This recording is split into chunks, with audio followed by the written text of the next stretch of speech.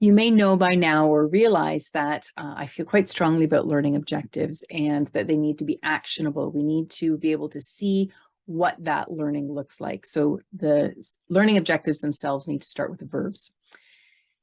Understand is a common verb that I see used with learning objectives, but of course is not visible. How do you know if somebody's understanding something? So even though I see it a lot in learning objectives, I cringe whenever I see it.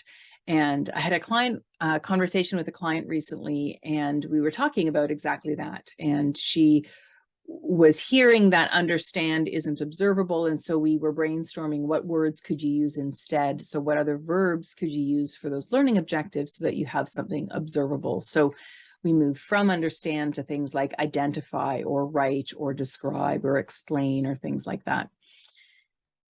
Then she asked about the Bloom's revised taxonomy, and understand is the second level in that triangle. And that opened up a whole new layer of our conversation, which was a lot of fun. And she was asking, well, why is it okay to have understand in this model over here, but you're telling me it's not okay to have understand in my learning objectives? So we talked about that. And essentially what it comes down to is the learning taxonomy is it defines categories of level or levels of learning. And what it's really describing are cognitive processes that happen. So I'm recalling something, I'm understanding something, I'm applying something. Those are cognitive processes. And understand is a cognitive process. So it absolutely makes sense that it's in that taxonomy or in that model.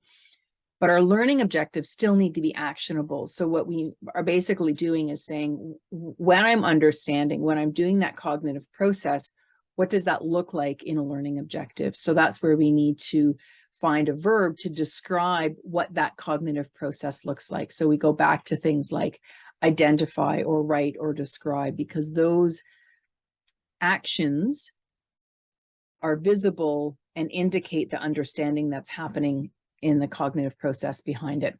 So it's a little bit splitting hairs, maybe a little bit, but I think it's really important to remember that understand does not have a place in learning objectives. Yes, it can live in that model, the learning taxonomy, but please, please, please don't have your learning objectives start with understand.